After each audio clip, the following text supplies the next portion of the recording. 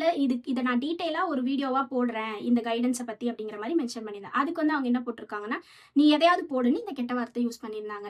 இல்ல எனக்கு என்ன கேள்வினா, உங்களுக்கு இருக்கிற அதே ஆர்கன் தான் உலகத்துல இருக்கிற எல்லா விமென்க்கும் இருக்கு. அப்ப நீங்க நீங்களே உங்களோட உடல் உறுப்புகளை நீங்களே அசிங்கமா யோசிச்சுக்கிறீங்களா இல்லையா என்னன்னு எனக்கு புரியல.